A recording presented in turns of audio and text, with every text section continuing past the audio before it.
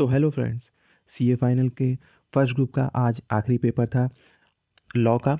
तो CA final old syllabus and new syllabus का आज फोर्थ पेपर जो लॉ का पेपर था आज कंप्लीट हुआ है। तो उस पेपर का मैं एक क्विक रिव्यू एनालिसिस लेके आया हूँ। पेपर को आप देख सकते हैं, ये चैनल है आपको कंसल्ट, इस पे मैंने कई सारे वीडियोस अपलोड किए हुए हैं।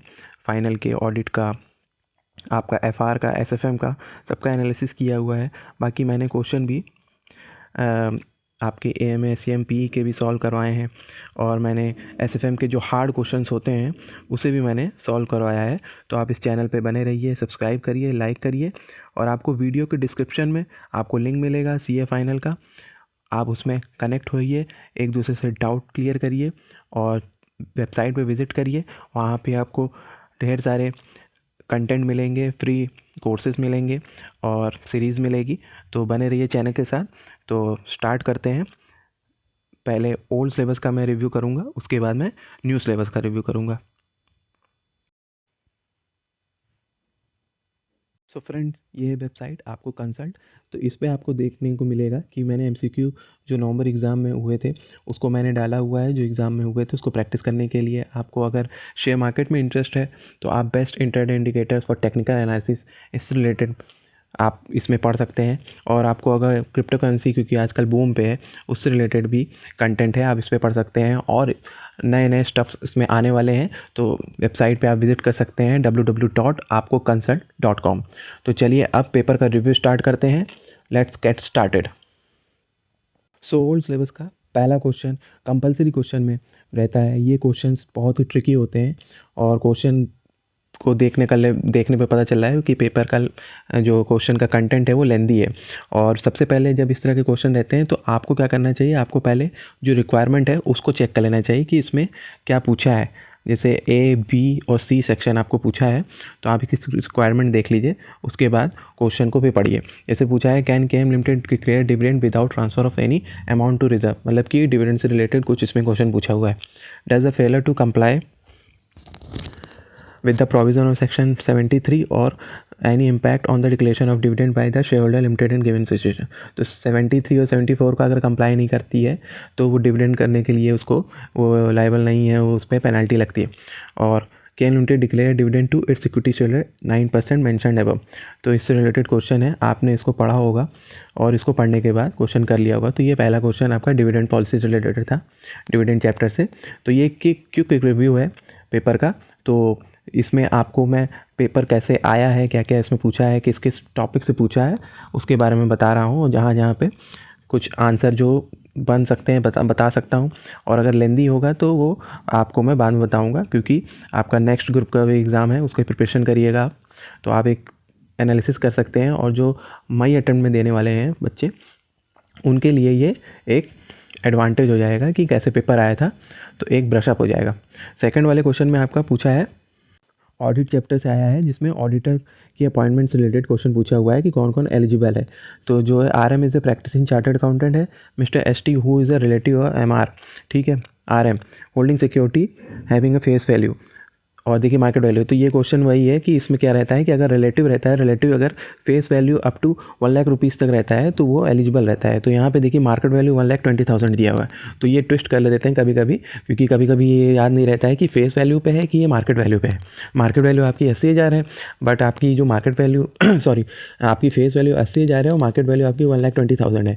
तो आप यहाँ पे आपको ये ध्यान देना था कि फेस वैल्यू होनी चाहिए 1 लाख रुपीज़। मार्केट वैल्यू तो बढ़ सकती है क्योंकि शेयर जो है ट्रेडिंग होता रहता है, तो वो तो बढ़ जाता है, लेकिन जो फेस वैल्यू रहती है वो देखी जाती है। तो ये एलिजिबल है। सेकंड वाले में देख सकते हैं, mister RS is practising chartered accountant indebted to XYZ limited 7 lakh, director limited 1 to appoint. तो आपको ये पता है कि इंडेटमेंट के लिए आपके पास कितना अमाउंट होना चाहिए, आई थिंक 5 लाख रुपीज़ होना चाहिए। तो ये यहाँ पर एलिजिबल नहीं है। ये क्वेश्चन बहुत ईजी था, इसको तो आपने कर लिया होगा, 2 नंबर में था, तो आपको मेन कंटेंट लिखना था बस। सी क्वेश्चन आपका इंटरनल ऑडिटर पे बेसिस पे क्वेश्चन है। तो इसमें ये पूछ रहा है कि जो कंपनी है उस पर इंटरनल ऑडिट का एप्लीकेबल होगा कि नहीं। तो आपको पता है लिस्टेड कंपनी पे तो होता ही है, पब्लिक कंपनी भी होता है, प्राइवेट लिमिटेड पे भी कंडीशन होती है कि उसमें आपको पेड अप और टर्नओवर का देखना पड़ता है। तो टर्नओवर आउटस्टैंडिंग बैलेंस का देखना पड़ता है। तो उस हिसाब से इसमें क्वेश्चन पूछा हुआ था, आपकी लिमिट के अकॉर्डिंग इसको क्वेश्चन को करना था। और फिर पूछा था कि सेकंड वाले में पूछा था, फर्स्ट पार्ट में तो पूछा था और सेकंड पार्ट में पूछा था कि appointment of mister as a CFO as an internal auditor at the same time shall be, मतलब कि जो CFO है वो इंटरनल ऑडिटर भी काम कर सकता है कि नहीं, तो उससे रिलेटेड क्वेश्चन था।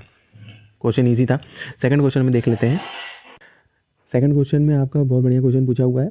इसमें ये पूछा हुआ है कि ये जो कंपनी है ये फॉरेन कंपनी है कि इंडियन कंपनी। तो इंडियन कंपनी होने के लिए आपको क्या रहता है कि इंडियन सिटीजन होना चाहिए और उसकी जो शेयर्स की होल्डिंग होती है आई थिंक 50% एंड मोर होती है, 51% अप्रॉक्स लगभग होती है।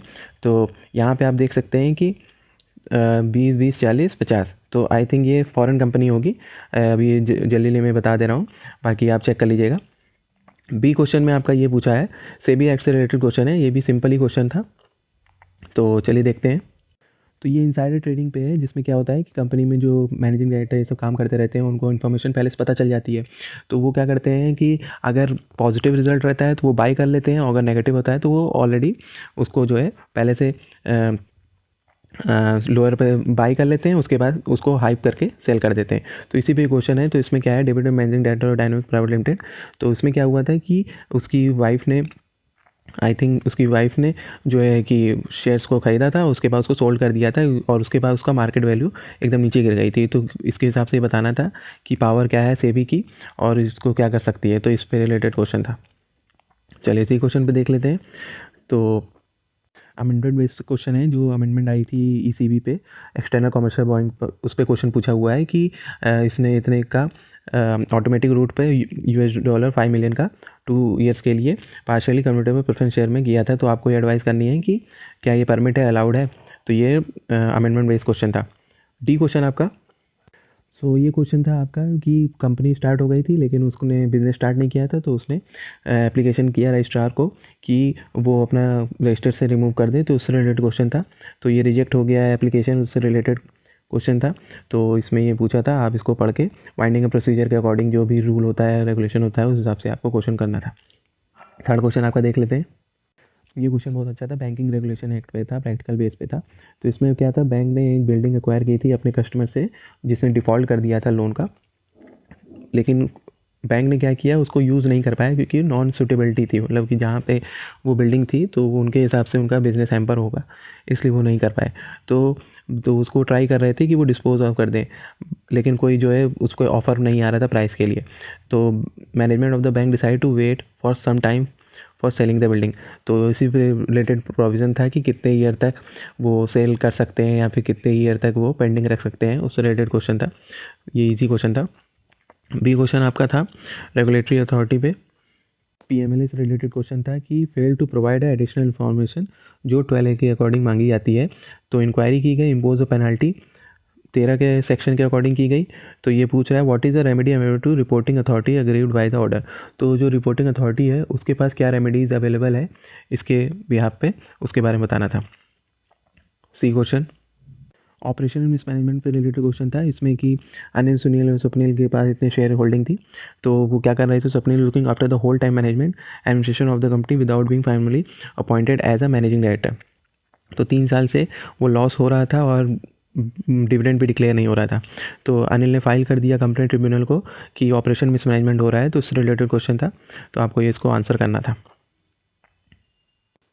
सो ये NCLT बेस पे था, लेकिन इसमें क्या था कि जो लिक्विडेटर था, जो IBC के अकॉर्डिंग लिक्विडेटर अपॉइंट होते हैं, या CA हो सकता है, CMA हो सकता है, CS हो सकता है, उससे रिलेटेड क्वेश्चन था। प्रैक्टिकल बेस क्वेश्चन था, बहुत अच्छा क्वेश्चन था। तो इसमें क्या हुआ कि ट्रिब्यूनल ने उसको रिमूव कर दिया था जो CS था, क्योंकि उसको वो पाया था कि वो गिल्टी है प्रोफेशनल मिसकंडक्ट है। तो वो भी पूछ रहा है कि वो remove process from the examine the basis of the tribunal में रिमूव, किस बेसिस पे वो रिमूव कर सकता है, उससे रिलेटेड क्वेश्चन था। फोर्थ क्वेश्चन आपका कंपटीशन एक्ट से रिलेटेड क्वेश्चन था, जिसमें क्या होता है कि एक साथ जब दो मिल जाते हैं, कॉम्बिनेशन बना लेते हैं कोई बिज़नेस करने के लिए, उससे रिलेटेड क्वेश्चन था। इसमें क्या था कि नेशनलाइज बैंक थे, वो मर्ज कर लिए एक दूसरे से सिनर्जी बेनिफिट के लिए, और उसके लिए उन्होंने किया जिससे कि target bank will cross the threshold prescribe under the competition act, examine the relevant provision of the share constitute combination. तो कॉम्बिनेशन की क्या लिमिट होती है, एसेट बेसिस पे होती है और टोटल एसेट पे जो होती है, उससे रिलेटेड क्वेश्चन था कि ये उसमें आएगा। तो ओल्ड सिलेबस का पेपर काफ़ी अच्छा क्वेश्चन आए हैं और पेपर भी सही है, उसको इजी वे में आपने कर लिया होगा। एक आध क्वेश्चन थोड़ा सा मॉडरेट टू हार्ड लेवल पे है। और थर्ड क्वेश्चन आपका बी क्वेश्चन आपका डॉक्यूमेंट से रिलेटेड पूछ रहा है कि डॉक्यूमेंट क्या होता है और उसके एलिमेंट क्या होते हैं, उससे रिलेटेड क्वेश्चन था, सिंपल क्वेश्चन था। सी क्वेश्चन आपका IBC से रिलेटेड क्वेश्चन था। सो ये प्रैक्टिकल क्वेश्चन है, प्रैक्टिकल बेस पे क्वेश्चन है ये। इसमें क्या हुआ था कि ऑयल एंड गैस जो डेटर था उसने लोन बोरो किया था 100 करोड़ रुपीज़ का 3 बैंकों को मिलाकर, जिनकी शेयरिंग इतनी थी, कंसोर्टियम बेसिस पे हुआ था, मतलब कि कुछ कुछ पोर्शन जो है अलग अलग बैंक ने उनका बियर करने के लिए रेडी हो गए थे। उसके बाद क्या हुआ, इंसॉल्वेंसी ट्रिब्यूनल ने एप्लीकेशन दे दिया फाइनेंशियल क्रेडिटर को, और उसके बाद जो है इंटरिम रेजोल्यूशन पैनल में प्रोफेशनल ने कॉन्स्टिट्यूट किया COC को, और उसके बाद टोटल डेट जो है 500 करोड़ का पता चला। तो ये पूछ रहा है कि जो COC के मेंबर में कौन कौन होगा, उसकी वोटिंग पावर्स क्या है, और क्या वो बैंक वाले भी इंक्लूड किए जाएंगे कि नहीं, उससे रिलेटेड क्वेश्चन था। डी क्वेश्चन देखते हैं।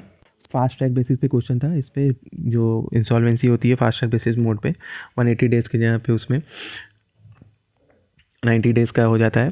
तो इसमें टोटल एसेट इतनी थी, और mister A filed an application initiation IBC। Okay, तो corporate process legal position of holding of the fast track corporate compute the time period. तो टाइम पीरियड निकालना है अगर बीच में आपका एप्लीकेशन फाइल की गई है और कोई डिफ़ॉल्ट पेमेंट का, उस सबसे रिलेटेड क्वेश्चन था। फिफ्थ क्वेश्चन है आपका वाइंडिंग अप के रिलेटेड क्वेश्चन था, सेक्शन 334 335 पर रिलेटेड क्वेश्चन था।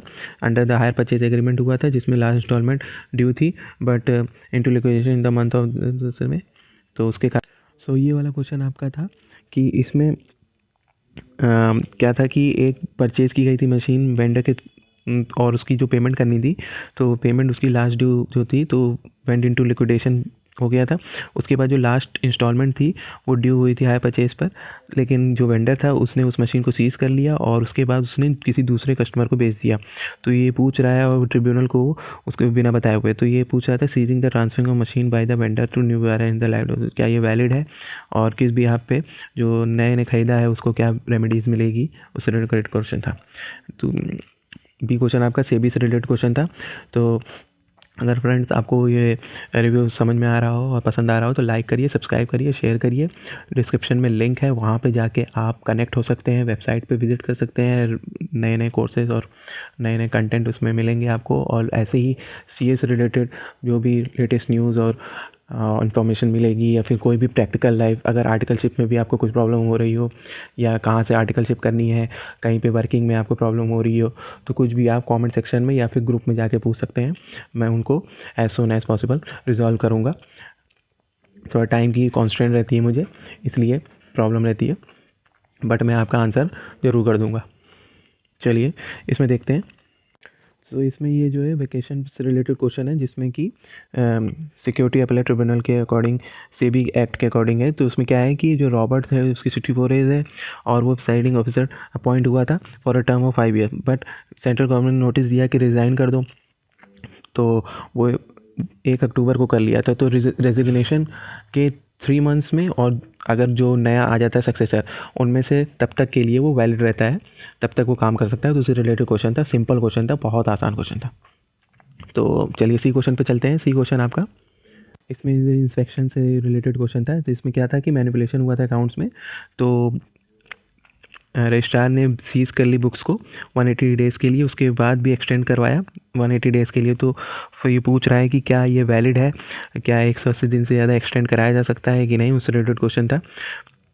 सिंपल क्वेश्चन है, 2 नंबर में पूछा हुआ था, आपको बस येस नो में आंसर देना था और ये बताना था कि एक्सटेंशन पॉसिबल है कितने दिन के लिए, उसको बताना था। डी क्वेश्चन आपका NCLT से रिलेटेड क्वेश्चन, तो 2 नंबर में क्वेश्चन पूछा हुआ था। तो छोटे छोटे क्वेश्चन पूछ रहा है, लेकिन जो उसमें क्वेश्चन पूछ रहा है वो काफ़ी लंबे लंबे हैं, उसको पढ़ने में टाइम लग रहा है, और 2 नंबर में आप कितना कंटेंट लिखेंगे वो डिपेंड करता है।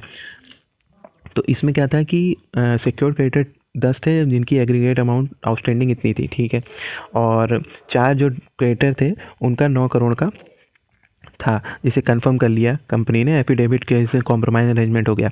तो एफिडेविट NCLT को इशू कर दिया approval without calling the meeting of creditor, मतलब कि कॉलिंग ऑफ मीटिंग नहीं हुई क्रेडिटर की और वो उसे दे दिया गया। तो ये बताइए कि the creditor want to oppose the order, तो वो जो क्रिएटर थे उन्होंने अपोज करना चाहा।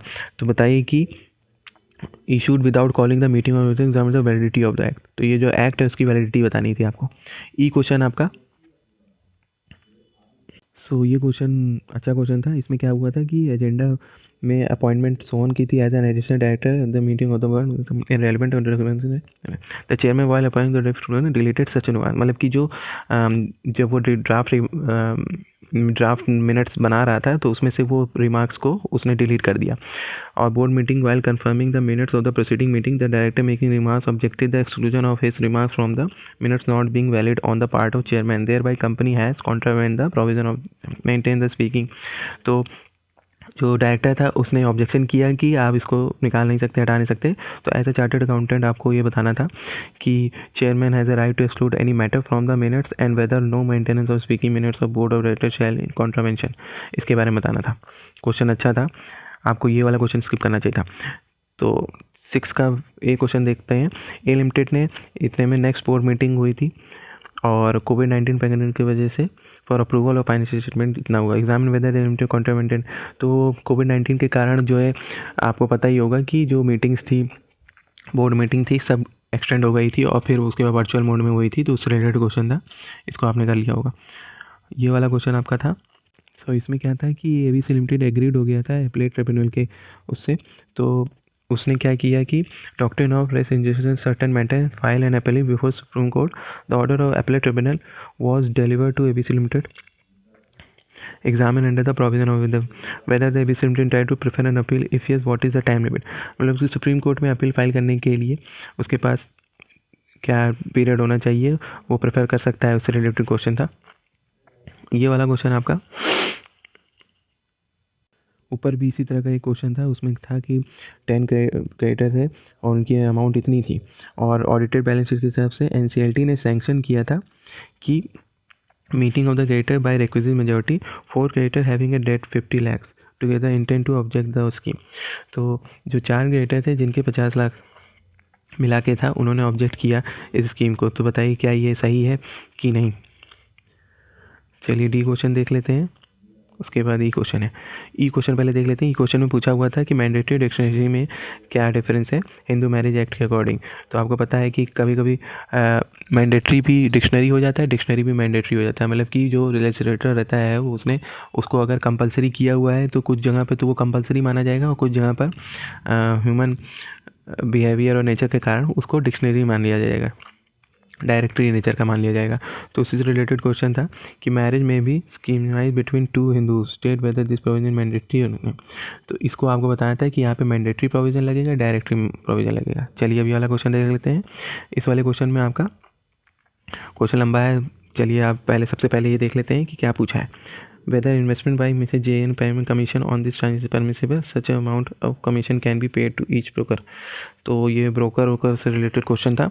तो इसमें क्या था कि ये न्यू टाइप का क्वेश्चन था, फॉरेन एक्सचेंज मैनेजमेंट एक्ट पे क्वेश्चन था।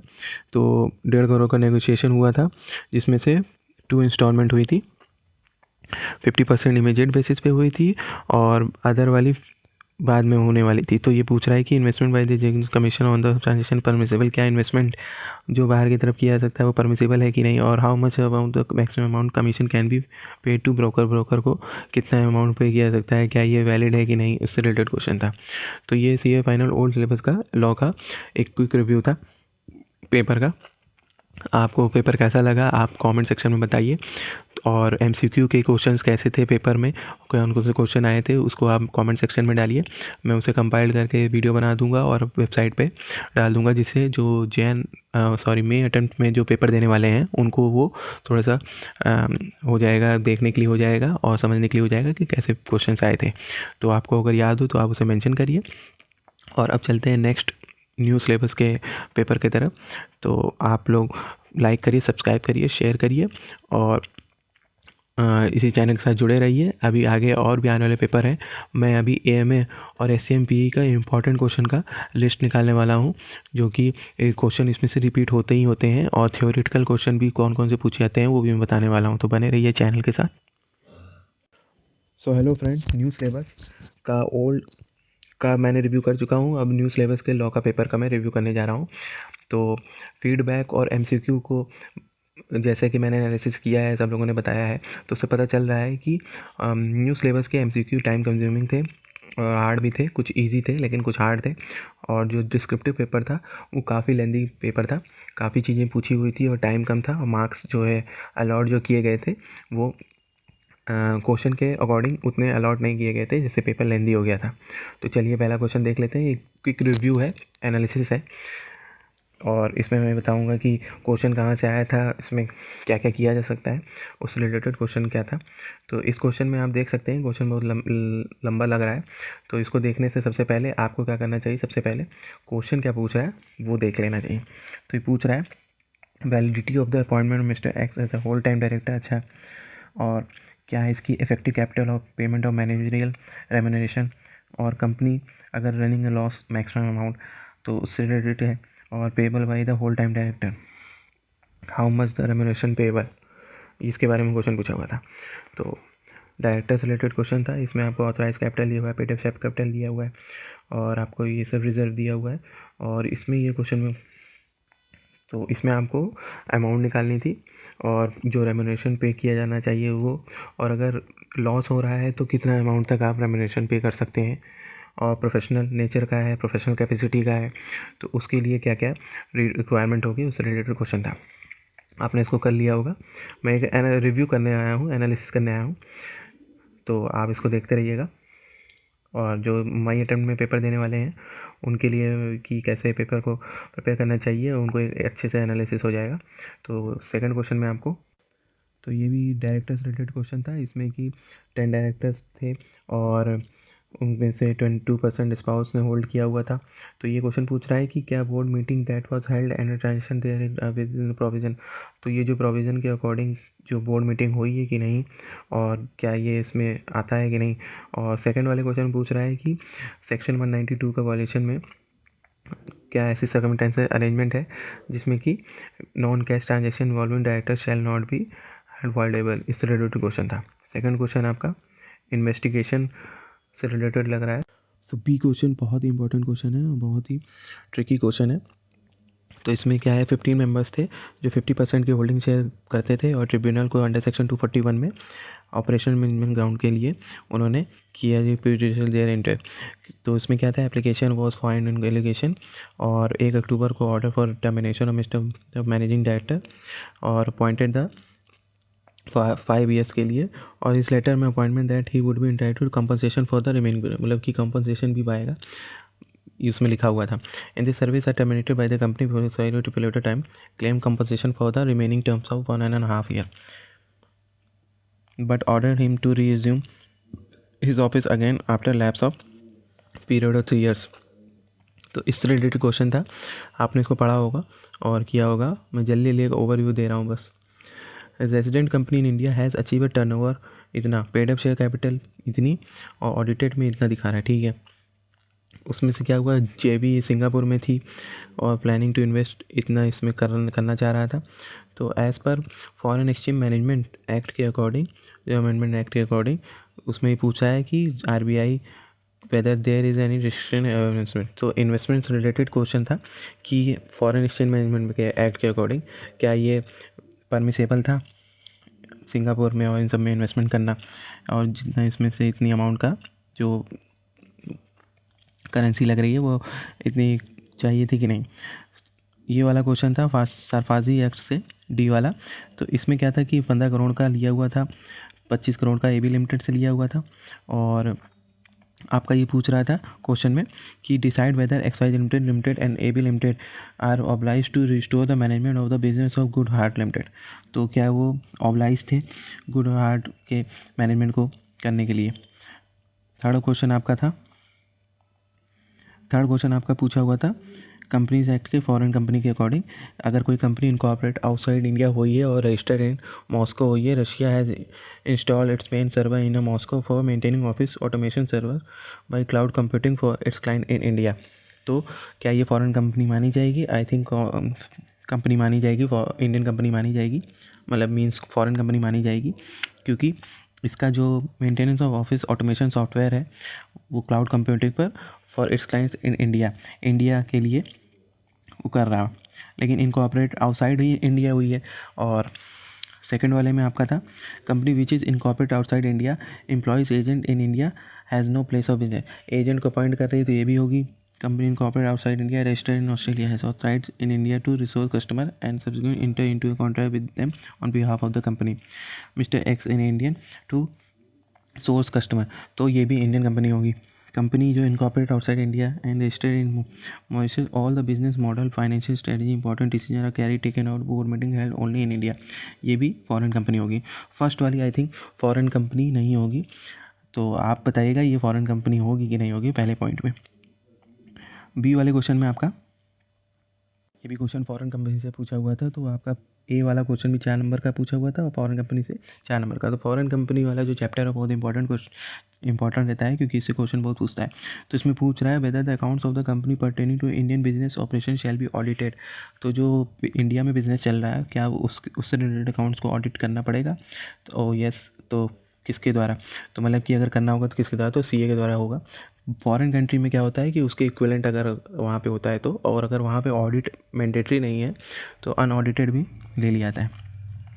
और due date of filing of audited financial में आरओसी के पास कितने टाइम तक इसको फाइल करना था ये भी बताना था। और what is the effect of the contract inter by the Indian company in case not filed financial statement with the ROC. तो उसके साथ जो ट्रांजैक्शन हुआ था अगर उसने अपना फाइल नहीं किया हुआ आरओसी के पास तो उसका क्या इफेक्ट होगा। In which e form and within what period the annual return of the Indian operation of the foreign company shall be filed. तो फॉर्म के बारे में बताना था कि किस फॉर्म में भरना था इसको। सी क्वेश्चन आपका पीएमएलए से रिलेटेड था। चलिए क्वेश्चन देख लेते हैं। What is the time limit for performing the appeal before the high court.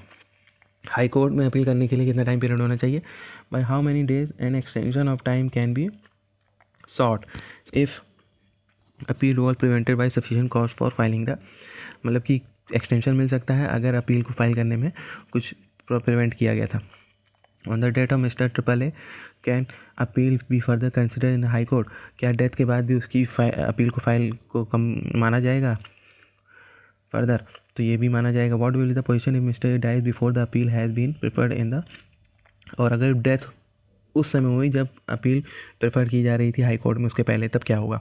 What shall be the jurisdiction of high court if the central government is an agree party. Jurisdiction का क्या होगा government company के लिए जो central government की है। चौथा आपका सेबी से रिलेटेड है, सिक्योरिटी कॉन्ट्रैक्ट एक्ट के अकॉर्डिंग स्टॉक एक्सचेंज से रिलेटेड क्वेश्चन था। इसमें क्या हुआ था, जो security exchange board of India in the interest of trade has amended the by laws of the ROS stock exchange by return order. और reason भी बता रहा है कि क्यों उसने अमेंड किया था बाई लॉज को। तो agreed the said order of SEBI, ROC ने अपनी एडवाइस मांगी है कि क्या ये सही है जो उसने अमेंडमेंट किया। उसने ना तो ऑफिशियल गैजेट में उसको पब्लिश किया और ना ही उसको कहीं पे और जगह पे बताया स्टॉक एक्सचेंज में। तो आपको बताना है कि क्या ये सही है कि नहीं। अगर सेबी नहीं किया है तो उसको पब्लिश करना मैंडेटरी है कि नहीं, इसके बारे में आपको बताना था। तो ये वाली क्वेश्चन थी आपकी what will be the optimum combination of executive non executive director. Director से रिलेटेड क्वेश्चन था। नॉन सेक्शन 8 कंपनी नहीं है, उसके बाद 12 डायरेक्टर है, तो आपको एक कॉम्बो बताना था कि कितने एग्जीक्यूटिव नॉन एग्जीक्यूटिव होने चाहिए थे। और what should be the minimum number of independent director in case of chairperson of the board of director is non executive. तो अगर चेयरपर्सन नॉन एग्जीक्यूटिव है इट मीन्स कि वो इंडिपेंडेंट है, तो कितने होने चाहिए इंडिपेंडेंट डायरेक्टर ये बताना था। What should be the minimum number of independent director in case company does not have a regular non, और अगर वो इंडिपेंडेंट नहीं है तो क्या होना चाहिए था। क्वेश्चन कितने नंबर का था, 4 नंबर का था, एक नंबर का पॉइंटर पूछा हुआ था, ईजी क्वेश्चन था, इसको कर लिया होगा आपने। What should be the minimum number of independent director in case where the regular non executive chairperson is a promoter of is related to any promoter person occupying management position at the level of board of director at the level of below the board of director. तो अगर वो relative है तो क्या वो माना जाएगा कि नहीं, उसके बारे में आपको बताना था सेबी लिस्टिंग रेगुलेशन के एक्ट के अकॉर्डिंग। चलिए सी क्वेश्चन पे देख लेते हैं। सी क्वेश्चन आपका था फॉरेन कंट्रीब्यूशन रेगुलेशन एक्ट से, एफसीआरए से जो क्वेश्चन रिलेटेड क्वेश्चन था। तो इसमें था कि इसमें क्या था कि एनजीओ थी जिसे सर्टिफिकेट मिला था रिसीव फॉरेन कंट्रीब्यूशन, ठीक है, और उसने क्या किया है कि वो जो अमाउंट मिली थी वो कुछ म्यूचुअल फंड में which is projected to give a good result और फाइनेंशियल पोजीशन को स्ट्रेंथ करने के लिए किया गया था। और Bharat Sevak also planning to defer around 65% of the foreign contribution receive toward the administration exam. तो वो उतना भी एक्सपेंस से करना चाहता है। तो बताइए whether it can effect to the above to proposal. D question आपका आर्बिट्रेशन एंड कंसीलमेंट रेट से रिलेटेड था, जिसमें कि आपको क्या था कि बिटवीन जो आर्बिट्रेशन हो रहा था वो मिस्टर सी और मिस्टर पी के बीच में हो रहा था। और इसमें क्या था कि which can be resolve smoothly बस was referred in the two among arbitrator of the opinion mister C has to pay a compensation 2 crore to mister P. Third arbitrator was the opinion that mister P is not eligible to get any compensation from mister C. तो इसमें क्या था कि जो दो थे उसमें से एक कह रहा था कि उसको कॉम्पनसेशन मिलना चाहिए और एक कह रहा था कि वो एलिजिबल नहीं है। The award was written and signed by the first two arbitrator while the third arbitrator refuse to sign. The fact that the third arbitrator refuse to sign and reason behind it was stated mister award mister C content. जो तीसरा वाला था उसने sign करने से मना कर दिया। तो बताइए कि क्या अवार्ड इनवैलिड होगा कि नहीं होगा। तो आपको बताना है कि अगर एक बोल रहा है और दूसरा साइन करने के लिए मना कर रहा है और दूसरा जो है कह रहा है कि वो कॉम्पनसेशन पाने का हकदार है तो उसको मिलेगा कि नहीं। तो उसमें अगर 3 है तो एक का जो फाइनल डिसीजन होगा उसके हिसाब से करना रहता है। 5 का आपका क्वेश्चन था, इसमें आपका पूछा हुआ था इसमें क्या था कि क्या हुआ था कि एजुकेशन ऑफिसर था रजिस्ट्रार पास ऑर्डर किया था against the company the agreed order to education. तो ट्रिब्यूनल ने क्या किया था, बोथ द पार्टीज अपॉर्चुनिटी दिया था, उसके बाद उसने मॉडिफाइड किया था और 1 साल बीतने के बाद 5 डेज़ में ट्रिब्यूनल ने उसको रेक्टिफाई किया mistake apparent from the record amend the pass order. Mistake was brought to his notice by educating officer approach you. तो ये पूछ रहा है कि ऑर्डर शुड बी पास, ये हार्ड क्वेश्चन था और डिले इन प्रोसीडिंग में 90 डेज और देयर फोर ही रिवाइज। तो इसका क्वेश्चन करने के लिए आपको ये क्वेश्चन स्किप कर देना चाहिए था क्योंकि वो हार्ड क्वेश्चन था। तो इसमें ये पूछा था कि will your answer differ if idea limited has already preferred and appealed against the original order of the tribunal before the amendment was made. मतलब कि जो ट्रिब्यूनल ने अपेरेंट फ्रॉम रिकॉर्ड वाला अमेंडमेंट किया तो उससे पहले अगर उसने अपील फाइल कर दी थी तो क्या डिसीजन में कुछ चेंज आएगा। कंपनी टैक्स से रिलेटेड क्वेश्चन था इसमें क्या था कि बिज़नेस को डिसकंटिन्यू ऑपरेशन करने के बाद टू फाइनेंशियल ईयर डायरेक्टर और अदर पर्सन जो थे मैनेजमेंट वो क्या करना चाह रहे थे, वो evading the some liabilities of the company, मतलब कि जो लाइबिलिटीज़ थी कंपनीज़ के उसको वो इवेट करना चाहते थे। तो उन्होंने रजिस्ट्रार को कंपनी को किया कि रिमूव उनका नाम हटा दिया जाए और उसने डॉक्यूमेंट को स्क्रूटनाइज किया और उसका नाम को रिमूव कर दिया। लेकिन कुछ ग्रुप पर्सन थे जिन्होंने गुड्स को सप्लाई किया कंपनी को और उनको ये पता नहीं था। इनका the loss as result of removal of the name of the company were agreed the above situation the approach you to whether will you succeed to claim their due. उनको पता नहीं था तो फिर क्या वो ड्यूज़ को सक्सीड कर पाएंगे क्लेम करने में, तो उसके बारे में आपको बताया था। तो वो उनको मिलेगा, वो लोग गिल्टी थे तो उनको मिलेगा क्योंकि उन्होंने अपने एक जनरल बिजनेस ट्रांजैक्शन के भी यहाँ पे किया हुआ था, उनको उसके बारे में नॉलेज नहीं थी। सी क्वेश्चन आपका आईबीसी से रिलेटेड क्वेश्चन है, who will form the committee of creditors. ठीक है, operation creditor have a right to vote in COC meeting whether company agent be discuss in the first meeting of COC what should be the quorum of the COC if the conducted through video conference. तो COC से related question था कि इसमें financial debtor थे, financial debt था, financial debt जो related party थे, operational date थे, ऑपरेशनल डेट। तो फाइनेंशियल सीओसी मीटिंग में फाइनेंशियल डेटर ही रहते हैं और अगर फाइनेंशियल डेटर नहीं है तो ऑपरेशनल डेटर रहते हैं। और इसी से रिलेटेड क्वेश्चन था कि कौन सीओसी को फॉर्म करेगा और क्या उनके पास ऑपरेशनल क्रेडिटर के पास राइट होता है वोट करने का, और क्या एजेंडे को डिस्कस किया जाता है, और क्या कॉन्फ्रेंसिंग के वीडियो कॉन्फ्रेंसिंग के थ्रू कोरम को भी किया जा सकता है, उससे रिलेटेड क्वेश्चन था। छठवां क्वेश्चन आपका